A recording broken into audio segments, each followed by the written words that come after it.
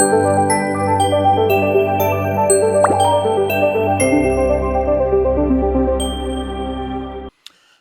hello there, people of the internet. My name is Jagero, and this is Dialogues with Jagero. Today, I'm in the studio with my favorite guest, Odhiambo Otieno. Odhiambo Otieno is a researcher. Odhiambo Otieno is a communication specialist, and he's a member of this community. Today, we are going to be talking about something that has been talked about several times, and this is wash. And a lot of people do not understand. When you're saying you are washing money, what exactly does it mean? And today, for the next several minutes, we are going to be talking about that. And if you are watching this episode now, you need to watch it to the end, because we are going to be talking about different types of wash and how they operate. But I first of all want Odhiambo to introduce the larger concept of wash. Odhiambo, Yes. How are you doing this? First of all, I want to say happy birthday. You are turning what? Very old. Very old. Hata wanaume siku hizi hawasemi Hapana. Okay, so. Ageism may kick in. May kick in. Yeah. What is ageism? Ageism is where people use your age to define you. Oh yeah. So keep them guessing. How so? So somebody may say negatively. Somebody may say you are old, or somebody may say you are young. You don't know anything you're talking about. You're talking about, or you know something you're talking about, or they eliminate you from a conversation. Ageism. That's that's ageism. Yeah. I think is that why some of the Gen Zs are telling me are doing away with me and telling me you are an old man. Yes. You don't understand shit. That's ageism. Like yesterday, I was having a very heated conversation with a Gen Z. I told them that I think that you guys are overestimating yourselves. You don't know what you're talking about. So anyway, go ahead. Yeah. So now, wash is a very interesting topic, Jagero. And wash has been around for quite some time. Basically, wash redefined, or wash clearly understood, is money laundering. Yes. Now, what is money laundering? It comes from the very basic definition as the word sounds. Laundering is washing. Okay. Laundry. Nakumbuka laundry. Laundromat. Laundromat. Yes. So laundering is washing money. And it is washed in several ways. Initially, wash, when you heard of wash in the early 2000s, it was about people having black notes. Yes, and printing. And printing. Printing some fake-looking notes. Yes, and telling you that, you have 10,000 shillings, bring a print for you. We multiply the amount of money. Because that's what we have always known as wash. Yes. But that was conmanship. That was not wash per se. Okay. Yes. Now, real wash is where money is obtained through illicit means from across the world. And from across different sectors. Okay. So it could be, one, money is obtained from corruption through government deals or government scandals. The ones you hear. Okay. 61 billion lost, 30 billion lost. A project somewhere has been paid air money, etc. Then we have fraud. Okay. Fraud could happen in government, but could also happen in the private sector. For example, in 2014 or 13 thereabout, there was one corporation, which means government and private people. Are you able to come in a little bit? Let me try that. Yes. Is that okay? Yes. Very good. Yeah. So there was a company that lost about 7 billion shillings in Kenya. And the paper trail could not be really followed properly. We could also have money stolen from private people in terms of banks being robbed, something called phishing. So people who are very aware of IT could hack systems. Like the other day, you saw this gentleman. Yeah. This gentleman who was saying that they stole 11.3 million from a betting company. Yes. That is also a source of illicit money. Then we have drugs. Okay. Narcotics, which is the biggest source of illicit money. Then we have finally gold scams, which is the most popular one in Nairobi today. Do you want to call it gold scam, or you want to call it mineral scam? Because are they only selling gold, or? Yes, I would call it mineral scam because there is coltan. Yes. There is iron. There is cobalt. I mean, you name it. All the minerals that are like coltan. Coltan is very very potent in terms of quality of the money it can bring in. Coltan exists in every device that we're having, including this ones we're having here. Yeah. And so yeah. So that is basically the source of this money. Then now once this money is obtained, they move to the next place where we call it placement. Okay. Now, the money is there.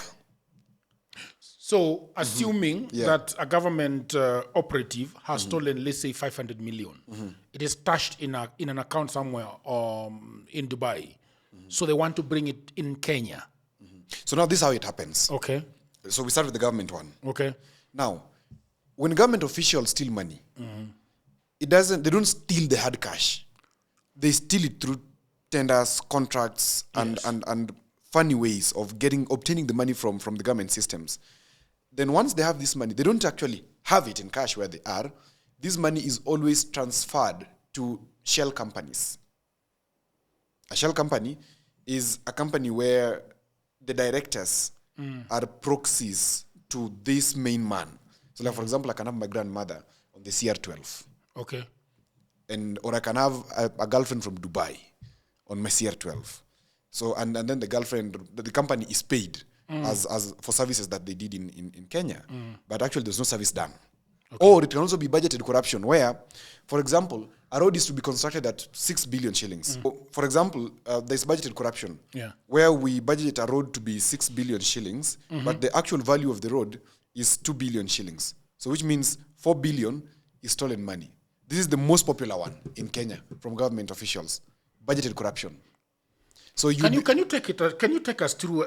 Can you backpedal a little bit and explain a little bit of that? Okay. So during the budgeting process, there are always valuers who value the cost of a project. Okay. So like, for example, Kenya wants to construct a road from Nairobi up to Mau Summit. You know where Mau Summit is? The one that now you leave the Eldoret route and you go towards Londiani. So that road could cost, let's put the actual figure or an estimate figure. It could cost 200 billion. The actual cost of construction. Okay. That is estimating, which could be very, very high. Then instead of having it at 200 billion, we have it, the people who are in government, they budget their own amount inside there. Okay. So the actual cost of doing business is 200 billion. How have they gotten the actual cost of building? Because of valuation. Valuation. Who people that they have also paid from the government coffers. Yes. So the people who actually do valuation of roads. So yes. In the other financial year, they costed the valuation. Yes. In the following financial year, they placed the money. They budget for it now. Okay. Okay. Let me give an example that is practical.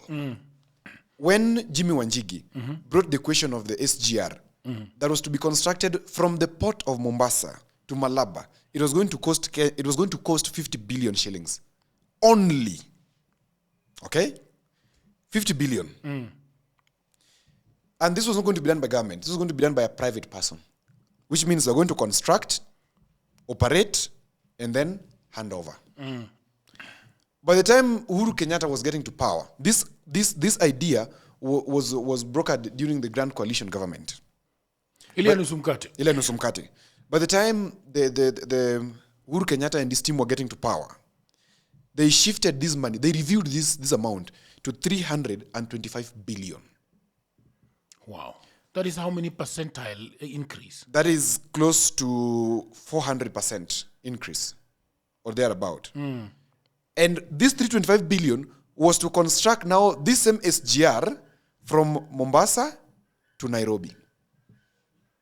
Remember, at 50 billion, we're going to construct this SGR from Mombasa to Malaba.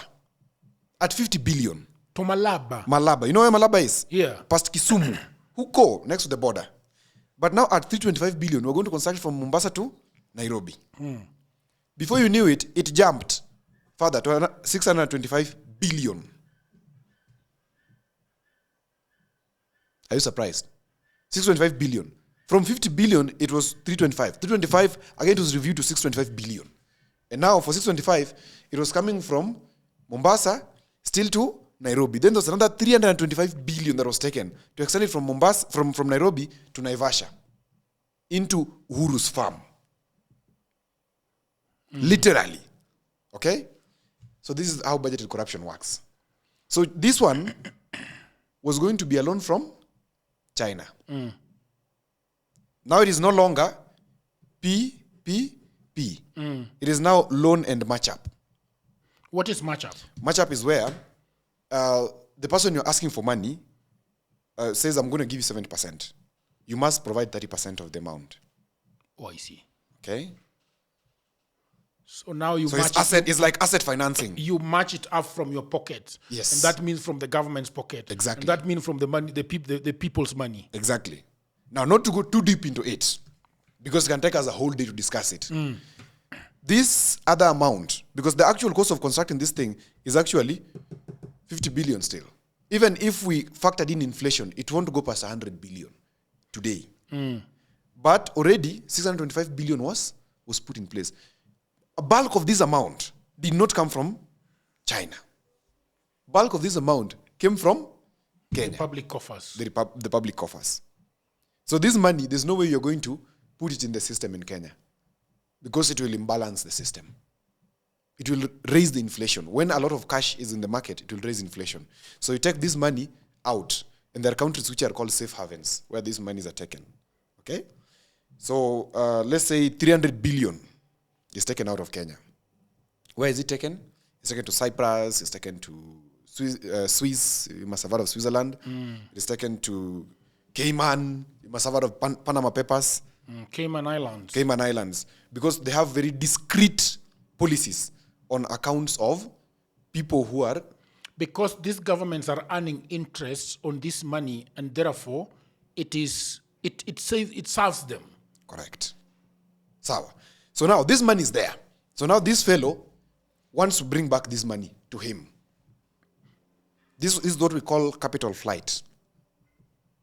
Capital? Flight. So money leaves Kenya, is not coming back as investment. They go and invest it there. And they wash it there. Okay? But now it takes time for them to bring it back in Kenya.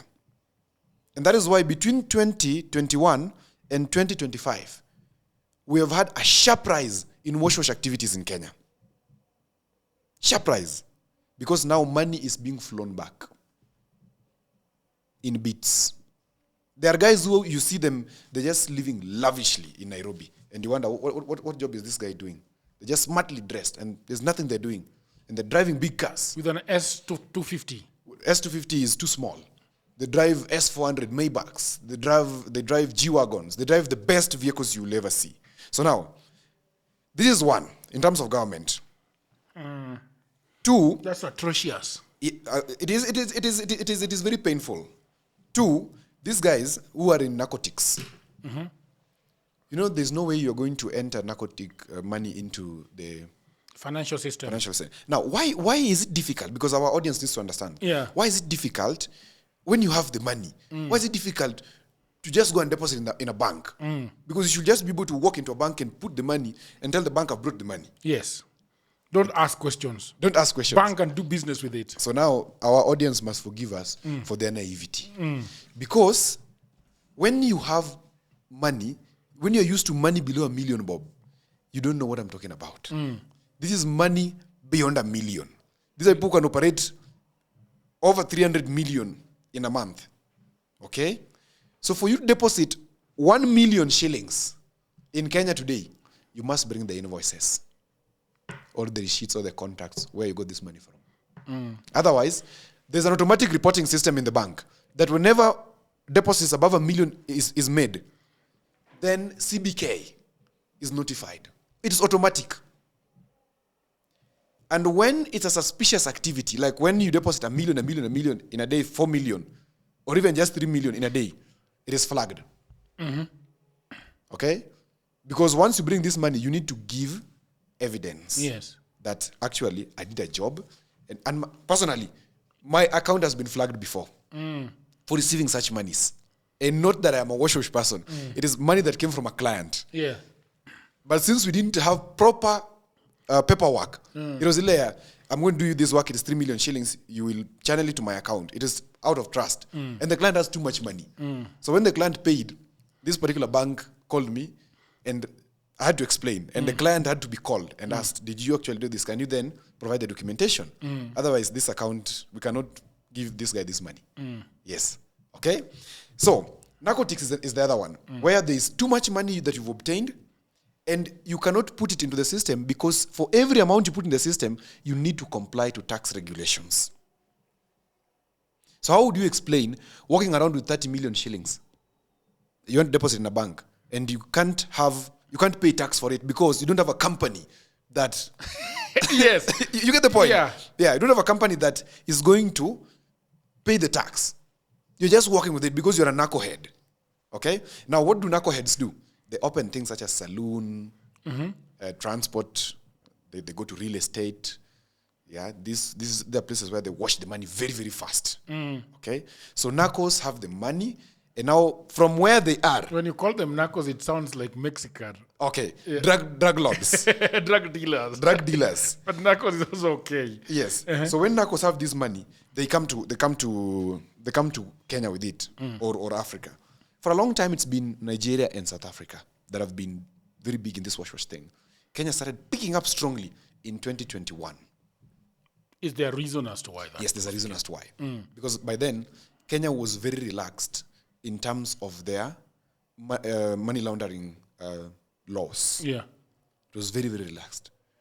And the hotspot for money laundering, as I said before, is in Kilimani and Lavington. That is the hotspot in Kenya. In fact, the highest concentration of wash people is in Kilimani. Now, these wash people that are talking about, they are not the ones who actually generate the money. These are cleaners. They're laundromats.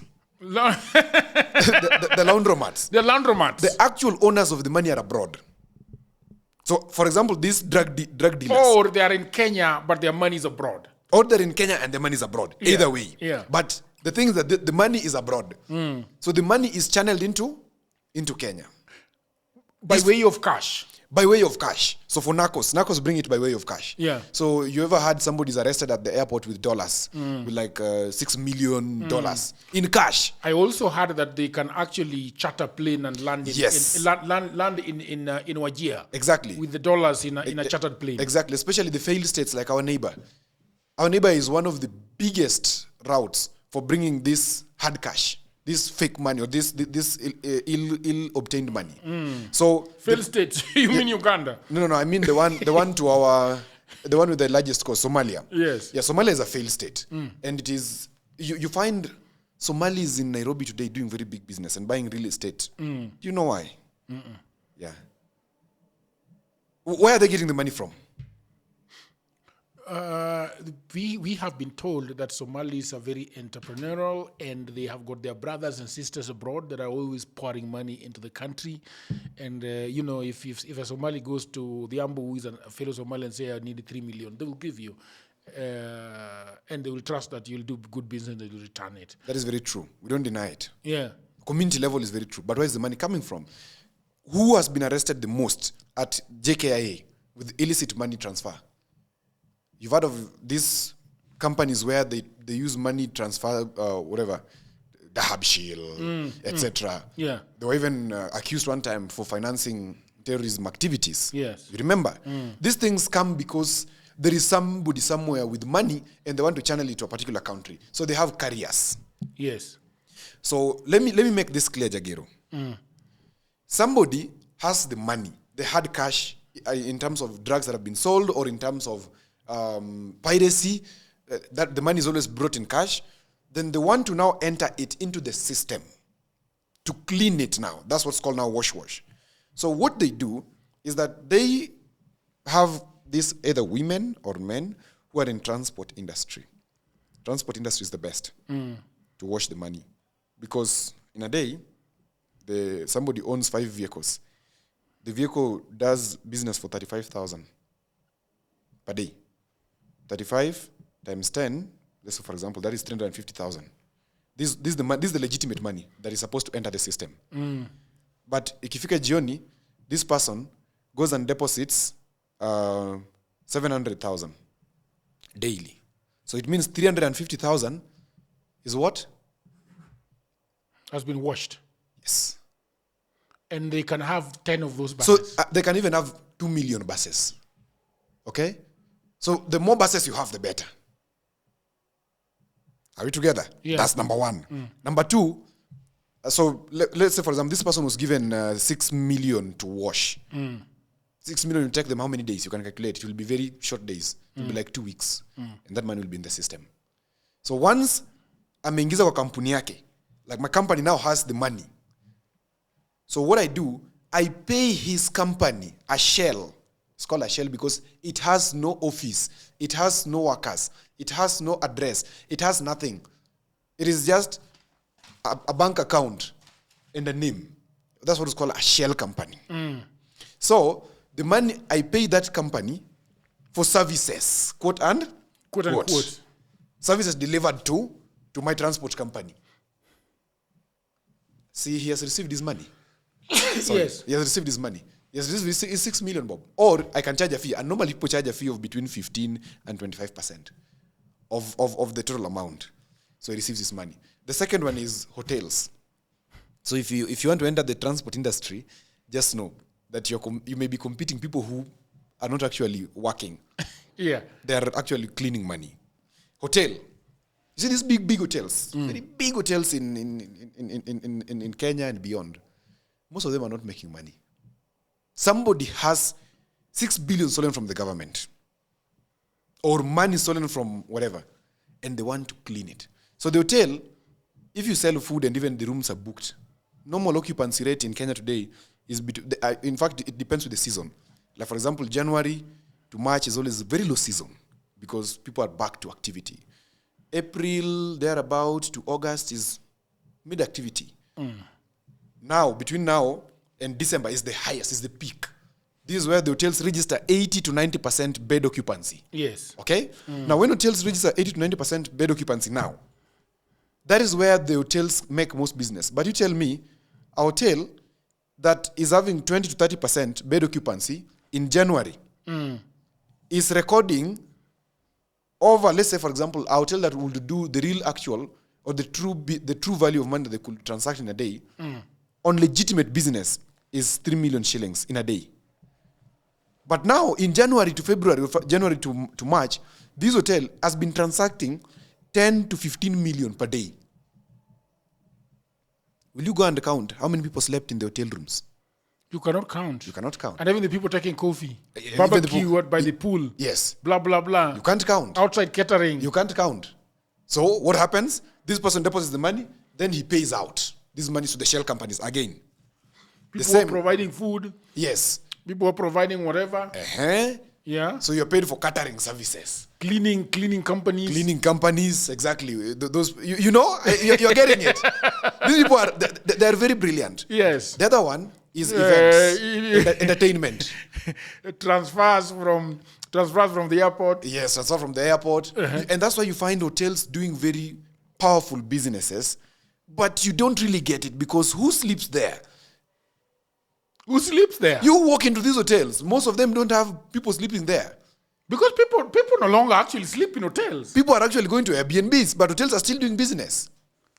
Okay, the other one is entertainment. You've seen in Kenya, we are bringing celebrity XY. Okay. The gate fee is 10,000 bob or 5,000 shillings. People are paying. Tomorrow in the newspapers, you hear the organizer of the event saying, I paid, we spent 200 million in this event. I'm not telling you what they got. We spent 200 million. Very easy. Do you know why celebrities are the way they are? Even the ones you see in Kenya, some of them, not all of them, are the way they are. It's because they are the easiest to clean money through as well. Because they only need to do events. Will you go and count that at the gate, there were 20 people who turned up? Or there were 1,000 people who turned up? You cannot. You cannot count. The next morning, this person shows up with money at the bank and wants to deposit 200 to 300 million. Will the bank refuse? And is willing to pay tax. The bank is asking, yes, okay, where is the money from? Yes, saying it's... And then you say... It's the event. This event. Yeah, the event. And they saw it. Yeah, and they saw it. The person receiving the money saw it. Legitimacy. So that bit that it is seen, and the media work is always huge. The media work is very huge. Media work. Yes, they ensure that the media has covered it big time. It's all over the news. It's all over TV. It's huge. So 200 million tomorrow morning. Okay, what do you want to ask? Do you want to ask for the ticket fee or whatever? Because there's no regulation to date that all event entries must be via traceable systems. Yes. They're allowing for cash. They're allowing for cash. So whether I have... So You get it? However new the notes are, don't question. Don't question. Okay? So the notes must be squeaky clean. Yes, so which means... Do not look like they're from an event company. Which means this money had come to Kenya in cash somewhere. Or it had been wired through card system, which I'm coming to. Somebody somewhere, one of these celebrities, is just having the money. And now it is time to enter it into the system and wire it back. Because these monies don't sit in Kenya. Whatever you see remaining in Kenya is the percentage of this small money that these guys have. And also, those cars you see these people driving, the flashy cars, they are not actually their cars. They are tools of trade. These cars are what we call liquid form of the money, not in terms of the liquidity of hard notes, because liquidity can either be in hard notes or easily disposable assets, like a car. And a car is not actually an asset. A car is a liability. Okay? So once these guys have bought these cars, whenever they want to sell them, they can sell them like this easily, through trade-ins, etc. And because that is easy money. You know, offsetting a house is very difficult compared to offsetting a car. Okay? So, then Atena amekuja, he's paid the money, the bank has recognized it, he ships out this money back to the person out there. It goes back as legitimate money. This makes total sense. Yes. Because you are saying these people that are organizing events have no problem with paying platinum, diamond, 5 million Kenya shillings. That is small. Yes. Or let's say 10. 10. Diamond doesn't perform below 10 million. And there are others who come from outside that are paid even 30 million. And that apart from that, they also charter a plane. Yes. They also pay for the entourage. The entourage, yeah. You know? Yes. So at the end of the day, one artist is going upwards of 80 million. Yes. And you're wondering, tickets, really? Tickets? It doesn't happen. It does not work. It can't work. And and then there is just that big artist. Then there are others that have been paid 1 million, 2 million. You get you have the curtain raisers. The curtain raisers that go up to 13 sometimes because the event starts at 2. Yes. The main artist comes at 10. Yes. That's how it works. So and by that time, by the time 10 is hitting, or by the time it's hitting 10, the main artist comes and performs for 30 minutes and goes away. Or 1 hour. And you are very happy. Oh, we attended the event. It was very nice. Tomorrow in the newspapers, you see it blowing all out there. Now, okay. So that is narcos. How narcos clean their money majorly. And also governments. Okay? Now, let me explain for you another. There's a big game called carding.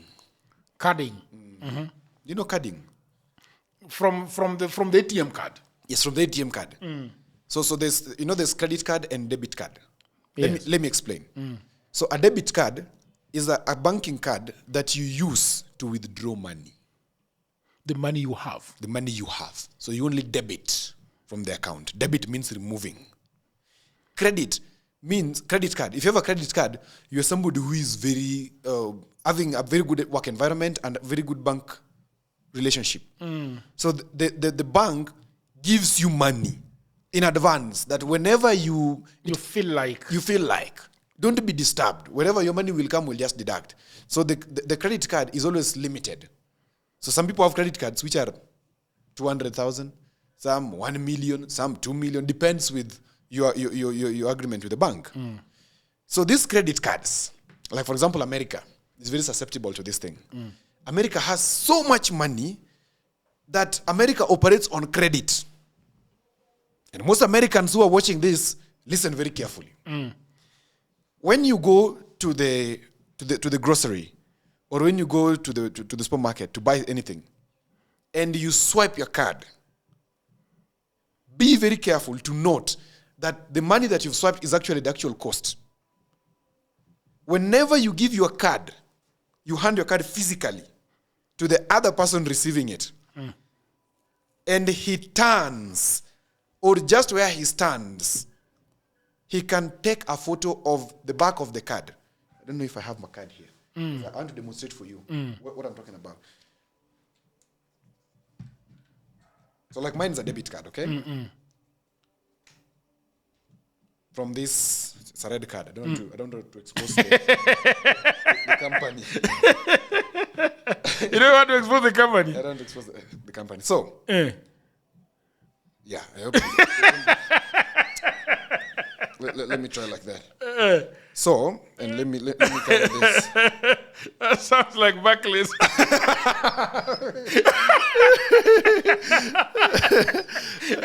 So go ahead. Okay. I hope that you are enjoying that episode, people of the internet. You know, everybody says there is no job, and that is true. Also, that was me 10 years ago. The problem is that everybody is trying to get a job in their own town, in their own city, in their marketplace. They ask friends for jobs, mothers call uncles, uncles call fathers, but there are no jobs, right? Let me tell you what no one is telling you. Jobs migrated online. What I actually mean is there are many, many jobs around the world and there is no one to do them. I have worked for a long time online, I think more than 10 years. I work for Americans, I work for Europeans, I work for the Chinese, the Australian, Canadians, the Ugandans, name all of them. And last year, I had a eureka moment. I said to myself, you know what? I should compile what I have been doing for the last 15 years. So in 2024, I wrote a book called Gold Mine, 18 Side Hustles for Africans. And it sold a lot of copies. In fact, I was going for, sometimes I was receiving 500 orders in a day. In 2025, something happened. AI came. I think in 2025, AI came. AI came in 2024, but in 2025, it is here with us. And people say AI is taking away their jobs. And for me, I'll say false. There are actually AI jobs. Na mimi ni nani? I created more jobs. We now have in my book 25 online and offline side hustles that you can do anywhere in the world, whether you are in the village, whether you are in your small town, whether you're in a marketplace, whether you are in your house, you can do them. In this powerful volume 2, I share 25 new actionable online hustles specifically researched and tailored for Africans. My new book provides clear step-by-step guidance, drawing from my extensive experience and research, including the mistakes I have made and lessons I have learned over 15 years in this online job market. You can become an executive assistant to busy folks in Europe, America, and Canada. You can also get paid for tasks like watching videos and taking online surveys. There are many of them and they're in my book. You can also build a business as a virtual assistant, start an e-commerce without a shilling. You can also become an affiliate marketer or an online English tutor. And you can also do tens of AI jobs, and they're all in these books. If you have a job, that is fine, but I know around you there are so many people that are always looking for jobs and at home watching Netflix. Buy this book for your brother, for your sister, for your mother, cousin, husband, who is back at home all day, all night watching Netflix. Okay? Buy it for your friend, that friend who is always asking you for cash, you can buy this book for them. All the information is in the description below. You can also inbox me, you can WhatsApp me, or you can go to my website, which is jagero.co.ke. The book is only 1,000 Kenya shillings. Or if you're anywhere around the world, the book is $10. So thank you very much. Back to programming.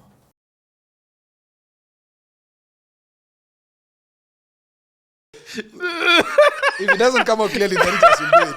So, Okay. this card, they take a photo of the front, Okay. the one that I've covered. The number. Is it a 12-digit number? Yes, this 12-digit number. Is it 12 or 10? 1, 2, 3, 4. Yes, 12. They take a picture of this. Okay? Then they turn very fast to the back. There's this place that I've covered. Yes. It has the CVV. That is actually the password. Yes. The password. The password. This one. This is what is most important in any card transaction. Yes. So once somebody accesses this card of yours and takes a photo, they can withdraw your money endlessly until the whole amount maxes out. Until it maxes out. So it depends with the maxing out limit that the bank has given you. So there are people who have specialized in that in America and beyond. So they steal cards. Where do they steal this card from? It's called identity theft, yeah? They steal card. So they steal these cards from people who go shopping. They steal it by doing identity theft, which means they can clone this card. These cards can be cloned. It's just a magnetic strip. And they already have the cards. So it is cloning. So which means they get my details and they clone and they always withdraw. And I am not able, there is a way that they block the notification. I am not able to see that money is being withdrawn from my card. Then it is wired. Block the notification. Yes. So you can't receive a notification on your phone or on email that this transaction has been done. You can't receive it. But where does the money go? They go to companies which are not also traceable from the end of the administrator. They cannot see where this money has gone. But they can see that money has left because they wipe out the tracks. So the only way to get where the money has gone is forensic audit, which means some forensic auditor, some cybercrime forensic person. FBI. Must come and decrypt and understand this is the flow. And majorly, when they remove money like that, they either send it to offshore account. Now, offshore here is Kenya. I want to understand. So Kenya, there's a group that does carding. I call them the Amex group. Their job basically is to time or to do identity theft and send the money to, let's say, my company that is a communication company.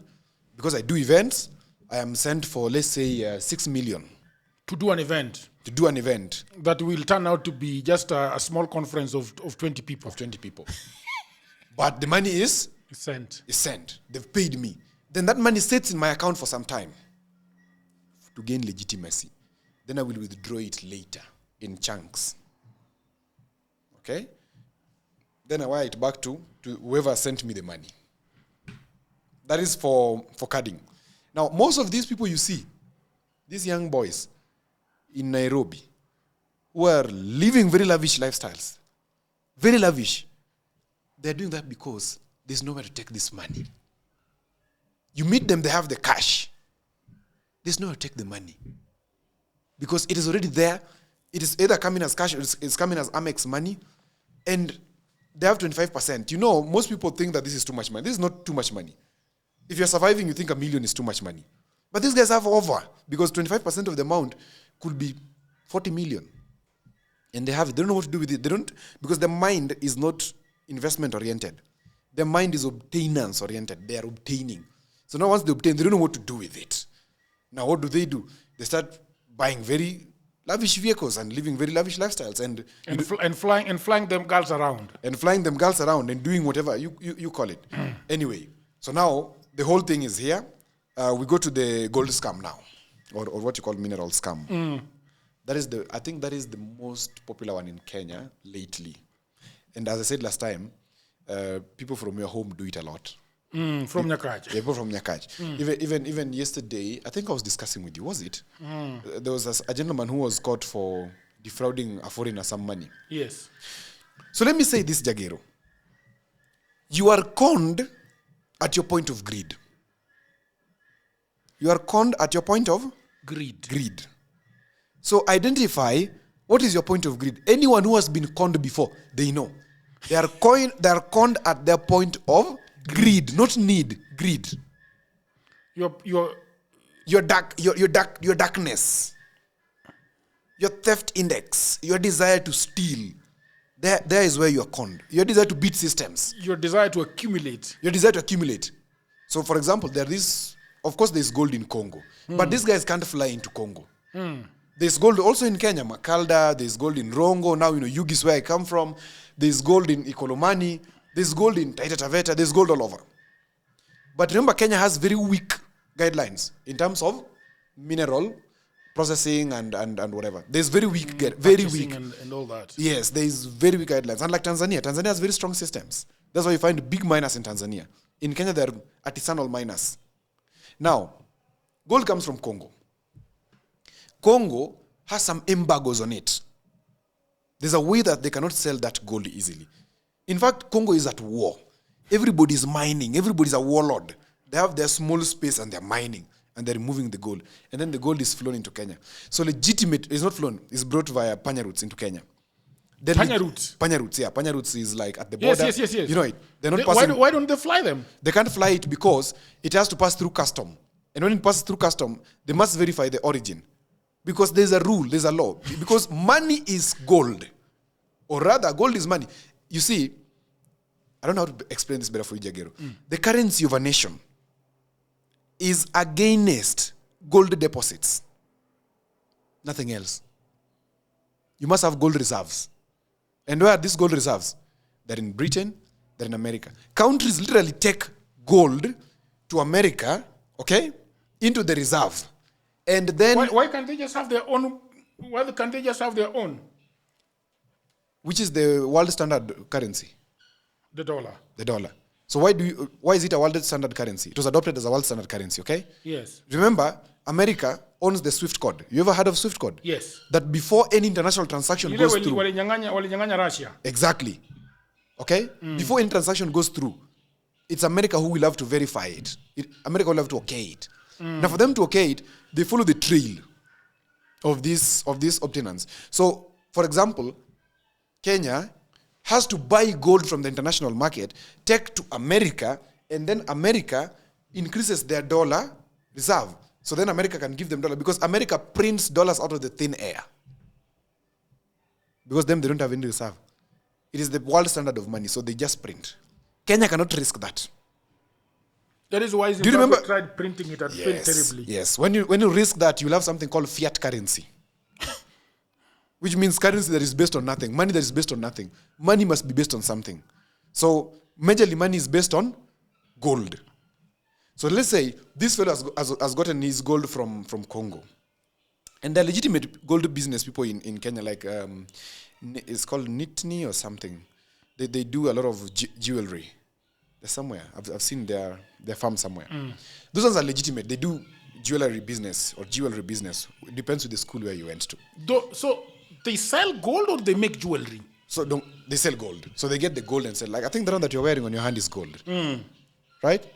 Yeah. So like when they bring the gold, they smelt it. Make them cut my hand, man. What's the problem? It's not gold. So they bring the gold and smelt it and make it because it's legitimate business for them. But there are these ones who do not do legitimate business. So, and this is where whites now need to listen very carefully, especially these ones that are tricked in Kenya every time. So there's a fellow in Kenya who has a gold selling company, which is legitimate, registered, etc., and does legitimate business. Because there's this gold rush. People want gold to go and do stuff with them. What happens? So you come to Kenya, this person introduces you to the lord who sells the gold, and there is the mining official who normally is not a mining official. They even have KRA stamps. They have everything. And they give you a small piece of the legitimate gold. They have legitimate gold.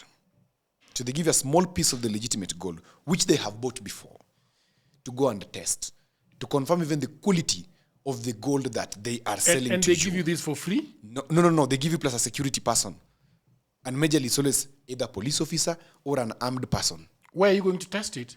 So the place where you test it. You can test it with them there, or you can go and test it at a designated lab where you don't want to test it. Yes. The condition is it must come back. Because you only want to test the purity and confirm the quality of the what? Of the gold. So you go, test it with your person. He assures you that this gold is fine. And in many instances, the person they're sending you to is their person. So you go and test it there. It is verified. Then you have to deposit the money so that the gold, in gold, there is no deni. There's no crediting in gold. In gold, you deposit first. And then the shipment comes to you. So they're the big boys. There's the Taiwan of gold business in Nairobi who do legitimate business. But then there are those ones, the assistants around them, who would love to do the same business, but they don't have the actual gold. So they sell fake gold. That's where they now smelt tricycle padlock and make them into bars or gold nuggets. So you've paid your $5 million US. You're waiting for your gold to be shipped. Then they actually ship for you something. They actually ship. Then when you open this shipment, you realize it is not gold. Because now you've taken it for test. They tell you, no, me, I sent you gold. Even the papers are there. It was actually verified that it was gold. Really? Yes, is what happens here. Oh, okay. So you are so they are telling you that our gold left Kenya. Yes. Something happened. Something has happened. That one is not our business. Maybe we deal with those guys and understand, or maybe report them to the police. Because us, you can see the papers. The gold was cleared even by customs. Remember? Remember, the customs person is their person. The testing person it is a racket. Which they can easily finance, because if Which somebody they has got finance. 5 million Yeah. USD, Yes. you can do anything. Of course. And they have this money. So what happens? And remember, once you receive your box, yeah, and realize it's not gold, what happens to you? You're like, no, I have to go back to Kenya and do something and report them to the police. These guys have defrauded me. That's why you see them always being arrested and holding those DCI placards. But now that's where the game starts. All this initial process is nothing. This is where the game starts. Tell me, Jagero, have you ever seen any gold scammer who has been convicted in Kenya? None. Why? I don't know. I don't know, man. It's because it's a racket. Can you imagine a gold scammer has 5 million USD? The judge earns 600,000. The prosecutor earns 200,000 on the max of 300. The DCI officer is even living in a Mabati house. Okay? This is just the reality of the matter. What happens here? The fellow tells you, okay, I have a client. This one, we want to wash him 20 million shillings. So yours is 3. The judge is what? It's a racket. So when you take them to court or when you take them to the criminal justice system, it goes nowhere. That's now the actual laundry. So you've been washed clean. This money is legitimate. What is how does the judge pronounce this case? So the DCI does not take it forward. Or even if it takes it forward to the court, then it is dragged for a long time because there is no limit on when a case should be done in Kenya, except for the presidential election. Presidential election in 3 days. It's actually 14 days from the time of filing of the suit. It's 14. Within 14 days should be determined. Or is it 7? I don't know. But it's very short. It's less than 2 weeks. That's the only one where it is clearly delimited that you have to finish and make a judgment within these days. Now, these cases, they're dragged for over 2 years, 3 years. You travel into Kenya, you're even risking your life because you'll only have media exposure for 1 or 2 days. Yes, exactly. Yeah, that's the only. And then it's done. Then and it's then done. it goes completely moot and quiet. Exactly. So who wants to come back to Kenya and risk their lives? And you've heard that whites have been shot when they're going to watch game park or something. Whites have been abducted.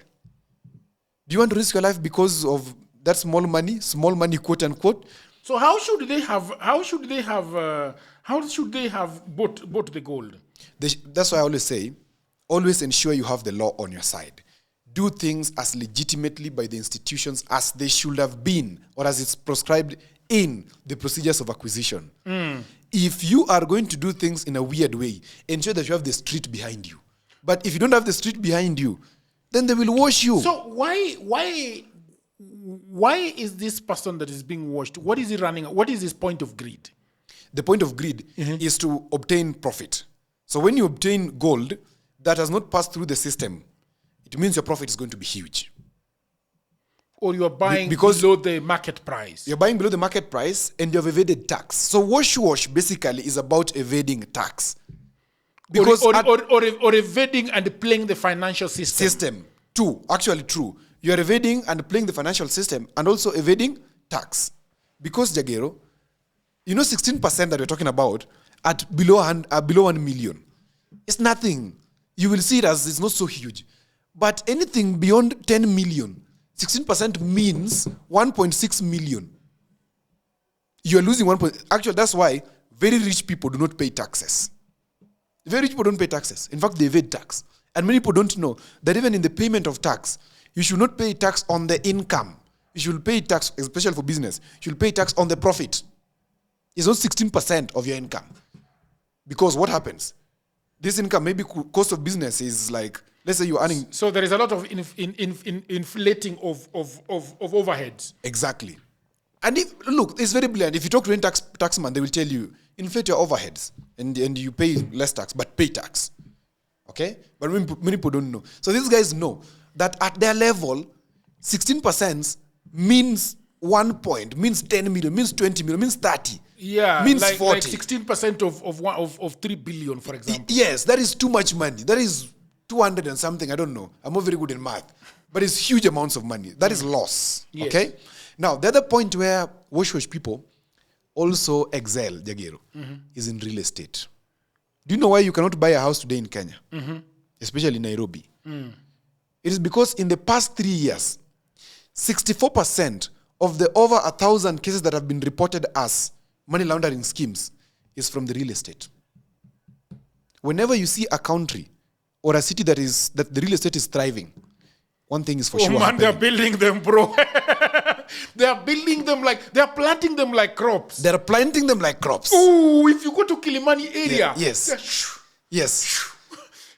Every morning. What is going on there, exactly. man? That is now. Where is the poo going to? That is the. Can you tell me where the poo is going to? Even the government does not know. And this started with Kidero when he became the governor of Nairobi. Yeah. He authorized this high-rise construction that is happening here in Lavington, Kilimani, especially Kilimani. Yes. It is too much. Man, I saw a humongous house Yes. next to a street. Yes. And you're wondering if this thing really pushes up like this. And we have people, families getting in here Yes. with cars and trying to get out of this corridor to go to the office. Like where I stay, Jagero. Yes. Behind me, you've seen 1,000 unit block coming up. 1,000 unit. The road is the same. The sewerage system is the same that was meant for the bungalows, the original Lavington bungalows. Now that 1,000 unit house, these people, where is the field these children are But going you to play? see, that is directly behind you. Yes. Opposite side of the road, Yes. there are 3. 3 that are coming up. I don't know, there are 1,500. Jesus. So now that one. For you to have money in economy, there's something called marginal propensity of income. For you to have money that you're going to spend, okay, it means you have something called disposable income. It is disposable income that you can use to build. That is why in many states, public housing or housing is a question of the government and not a question of the people, because you cannot afford. The only way you can afford these houses is by a social scheme of rent to own. What Ruto is trying to do with what? That is his program. It's called what? Affordable housing. Affordable housing. Now today, Jagero, a 3-bedroom house in Lavington goes for how much? It goes between 13 and 27 million shillings in an apartment. Do you do business that can get you this house? It is hard. It is hard. Who are the occupants of these houses? Who are the ones buying these houses today? Can I tell you? Sudanese, Somalis, government thieves, and drug barons, and wash people. Because they have disposable income. They don't know what to do with the money. And they buy these houses in cash. You hear off-plan? Off-plan buying? What is off-plan buying? It means you buy the house before it is completed. Oh! So where you as a realtor, your work is to get people who are buying the houses. Okay? These people are actually there with the money. So they buy the houses. Okay? How do they buy the houses? They come to you with the cash. You want 18 million. Okay, I'm paying you 9 now. See, there is 6 months period. I'm paying you the rest 9 in. Or I pay you 9 times 4. Or I pay you 9 times 4. That is why, this one will bring me problem, but I'll say it. That is why it is very difficult to buy a house where Somalis or Sudanese have started buying those houses, because they are ready to pay even more, because they want to clean the money. So they will pay you 50 million instead of 18, and they tell you the rest, there's a way you will wire it back to them so that it's legitimate. Very soon, Jagero, in Kenya, these very many houses that are being built in Kilimani, these high-rise buildings, they will be vacant. Because they're being built and then people who should rent them don't have the capacity. And I hear, even if we were being told that the water table of Nairobi is depleting. You remember? At a very fast You remember? rate. Yes. And these people are actually sinking up to 5 boreholes in one property. In one property. In fact, let's say in 100 by 100 plot, which you'll find like 2 apartments, 2 high-rise apartments. Yes. Every apartment has sunk a borehole. The water table there is depleted because there's no way. That is why building there's a plan around it. And maybe the government needs to put in more stringent measures to ensure that building, just like it was before, if you want to build, let's expand the city outside. Because you just pass here, Kitengela, that is total land. Yeah, even in Kumuka Uko. Yeah, that's total land. These high-rise buildings will do really well there. Go back to Limuru. Total land, up to Naivasha. Why are we not building on those sides? It's because the government is very complacent and they are earning money from these things. These authorizing these high-rise buildings. Oh, they are not even healthy. People are dying in those buildings because there's no sunlight. If you live in a place where you can't access sunlight, the house is cold eternally. Some of these houses in Kilimani and Lavington, you can't live in them. They are too cold. Too cold. And you can't afford electricity to heat You them. can't afford electricity to heat them. So, I like the last part of not affording. so that is placement. Now, so one was obtaining the money, which is dirty money sources. I hear pneumonia cases are rising. Very much. People are dying of pneumonia here. People are dropping dead in these houses. People are waking up dead in these houses. Waking up dead, quote unquote. They're not waking up. Like when the day comes, you find they're dead. I know some people will crucify me for that. Now, the second one was placement. You've obtained the money, so you place it. Obtaining money is through corruption, fraud, drugs, gold scam. Yes. Then they place. How do they place? Depositing, buying cars, land, or they do this acquisition of this funny property. Okay? Now, then there's something called layering. Layering. Layering. So they layer the money. Now, they want to beat the system. How do they beat the system? One is they do something called multiple transfer. Has somebody ever approached you, Jagero, and told you that, Jagero, I have a business for you. And the business is very simple. Do you have a PayPal account? Or a Pesa whatever account that can transact up to $60,000? Hey, I've been approached by 3 people. You've been approached. But they were all Ugandans. What was their deal? Their deal was to wire me money and Yes. then I give them back some. But Exactly. I knew my account was going to be closed. I knew my PayPal account was going to be closed. Immediately. I knew. So that's the Because other. my account has been closed before for 6 months. Now layering, that's how layering works. So somebody has the illicit money. They want to legitimize it. So what do they do? They do multiple transfers. So they have small accounts. So they send you 60,000, somebody 60, hivo. Then once you receive the money, you wire a little back, legitimately, right? So, and as I've told you, you will only maintain between, it depends on the percentage. Some even tell you can only maintain 3% or 10%. The rest you wire back. They can even tell you buy cars. So that when we want, you can sell this cars very quickly. And the people are always willing to buy these cars. Yes. Okay? Then there is the offshore account in terms of layering. So, like I told you before, the government thief has obtained the money, it sends this money to an offshore account. Yes. It is safe there. It is safer there because in Kenya it will be disturbed. Then there's cryptocurrency and, Yes. and forex nonsense. This one I must say, and young men should avoid this. Cryptocurrency, you don't understand it, avoid it. Where we're talking about bitcoins, etc., if you don't understand it, avoid it. For those who understand it, let them do it. But crypto is the easiest way of layering stolen money. Why is money being encrypted? Have you ever asked yourself? Common sense. Money that should be operated validly, openly, is being encrypted. Once there is secrecy shrouding it, that one simply tells you exit. This is not clean money. Somebody is transacting something because you can never trace the origin of cryptocurrency. That's why they tell you, cryptocurrency business. Cryptocurrency business. Then you lose money. People have lost money on cryptocurrency. Cryptocurrencies have collapsed. You've seen them. In America, there is a big one that collapsed, and the gentleman was even arrested. Okay? The other one is on trade invoices, where guys, of course, bring fake invoices. What I call air supply. Remember talking about air supply in the other episode in Political Headache? Yeah. So that's how air supply works. So there's a trade invoice which is not legitimate. It's raised and money is paid against a trade invoice. Then the other one is buying luxury goods. So luxury is a hotbed of wash. So I buy a watch worth 10 million shillings. Do you know why that watch is 10 million shillings? No. It's because I can move it from Kenya to United States without being asked, without having the worry of carrying the bulk of 10 million shillings in cash. Wow. That's called what? Luxury goods. It's a way of layering. This watch of mine is by Peter Parker. It's quite expensive. But it is not the standard that Wash works on. There are watches worth 30 million or 40 million. I leave Kenya with it, go with it to America. I simply remove it and I obtain the money. That's money transfer right there. So when you see somebody wearing something very expensive watch, be careful, very, very careful. The other one is art pieces.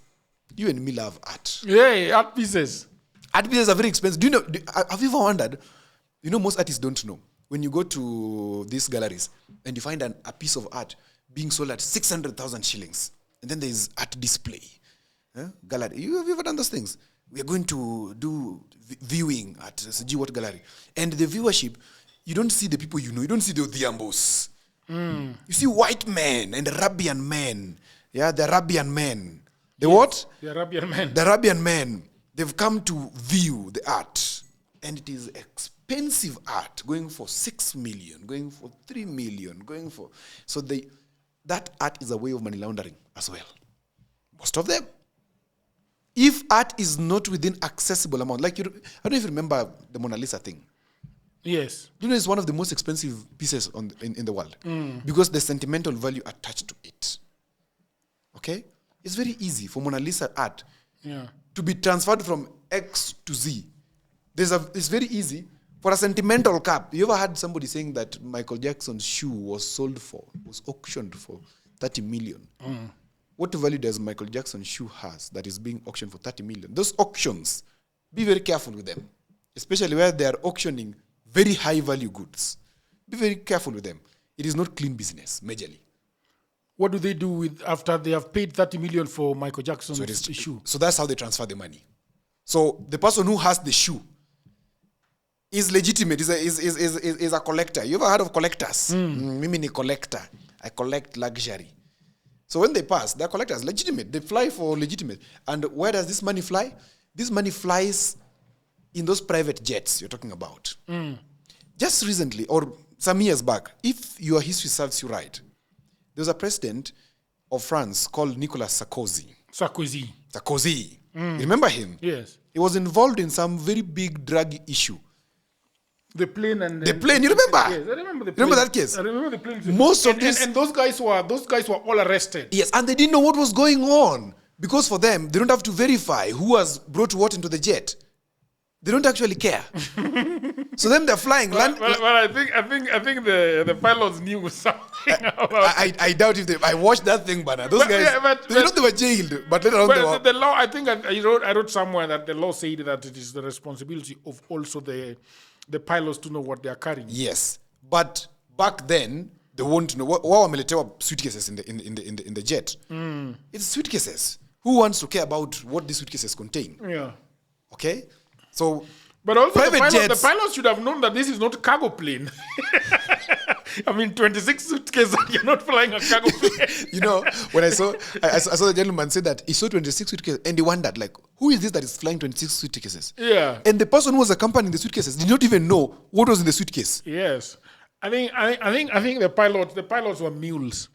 The mules, right? Yeah, it could be something like that. Now, after layering, now we move to integration. The money has been layered. It's entered somehow, somewhere. So now they want to reintegrate it into the economy or into the market. So that now it is very legitimate. So that now they exit. So wash people now are retiring. Now this is how they retire. Yeah. Okay? So one, they reinvest into real estate. Again, real estate. And I told you, whenever you see real estate thriving very much in particular areas, there are people who do legitimate real estate business. I must tell you that. Yeah. But there are people who have realized that there's a window in this real estate business, and they are pushing it an edge further and making it difficult for legitimate real estate business people to trade. Because, Jagero, I told you, right now in Lavington, Kilimani, Kilelesha, wherever, houses, 2-3 bedroom are going for between 12, 13 to 18, 27 million. Not many Kenyans can afford that. Of course, we have about $1,000 millionaires in Kenya. Okay? So let's say you're targeting $1,000 millionaires, because these are the people who can afford 20 million like it is nothing. 20 million Kenya shilling like it's nothing. But how many more people who legitimate realtors want to sell to, but they can't access them because the market has been spoiled? The idea is that, okay, for us, we are going to launder the money. Yes. What happens to those houses is none of their business. Exactly, but it's some of their business. Can I tell you why? So once I build a real estate business, like for example, where I am staying, that house I was talking about, Yes. is 1,000 units, and the land is in it has a title deed that is in the name of person XYZ. So they go to the bank and take a loan. Nataka unielewe vizuri sana. They go to the bank and take a loan against the security. Then Which is 1,000 units and the land. And the land.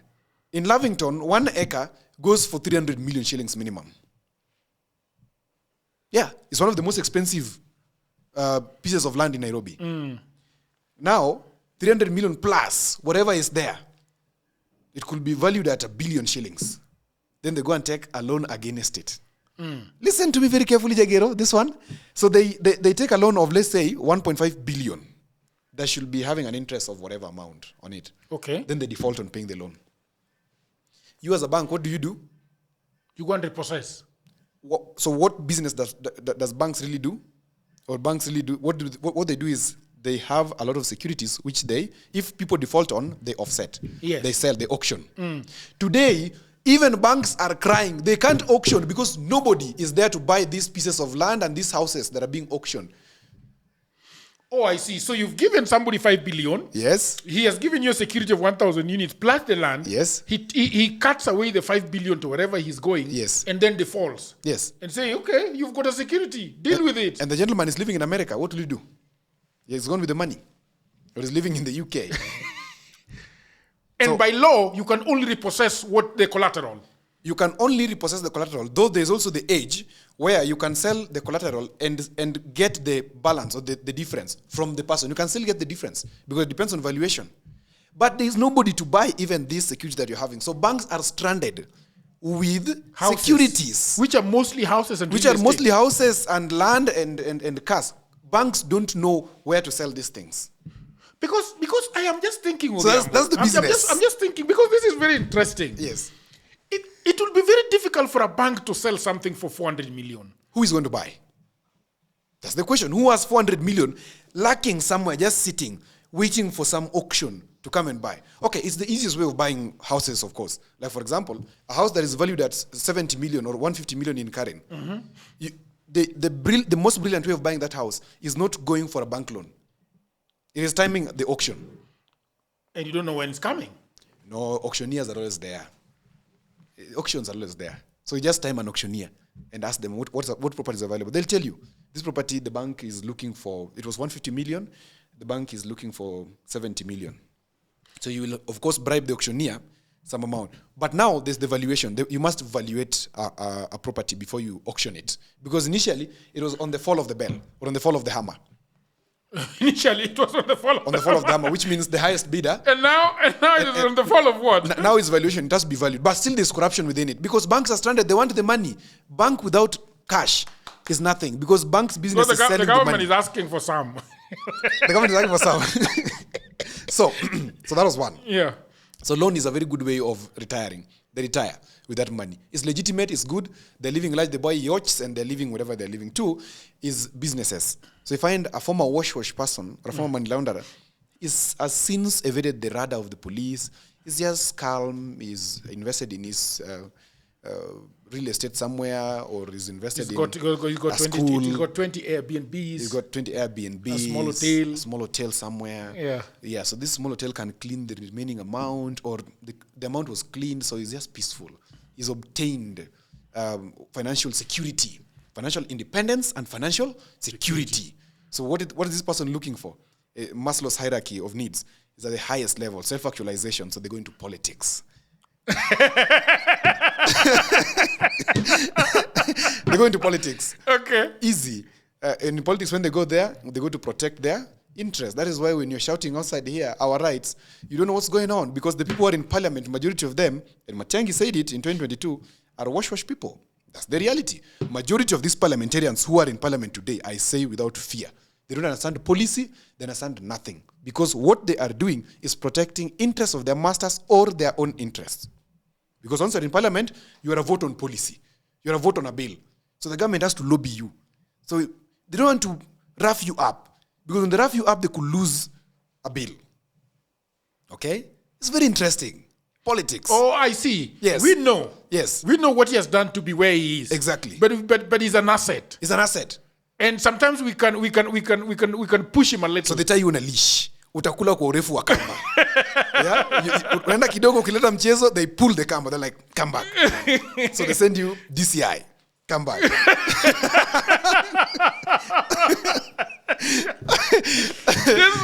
podcast has to end now. Finally. Yes. So some of them live the extreme luxury life. Now I can tell you, I've been to a few houses in Karen and Runda.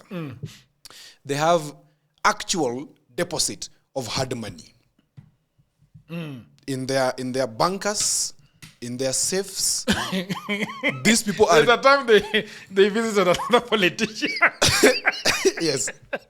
And very big cars came out of that place. Yes. Kama zimeenda chini. I tell you, that day, it was somewhere in Karen. This politician was a very interesting one. He had too much cash. He had stolen too much cash. And it was not very brilliant because he was just a normal, a normal career person. Yes. Then all of a sudden in the government, he stole so much money and kept the actual cash. So when the new regime came in, they sent somebody to say hi to him. and they disabled the CCTVs. And they carted away 7 Land Cruisers full of hard cash. And not 200, Bob. It was thousands and dollars. Okay? Jagero, thank you. Thank you very much, people of the internet. This was amazing. One of the cringiest episodes I've ever done. So this was about money trail, yes. Right? It was a money trail. Money trail. Yeah, so thank you very much. So now you know about Wash. We have discussed it for about 1 hour. Today have got very good news that YouTube just given us the check. Yes. We passed the 100,000 and then we added another 10,000 after that. And then we were given the check telling that now Dialogues with Jagero is the only channel that is recognized by YouTube on YouTube. The Wash people we note now still. So thank you very much. Thank you very much, Odhiambo, for always giving us this insightful, pieces of advice. And until another episode, bye for now. Thank you.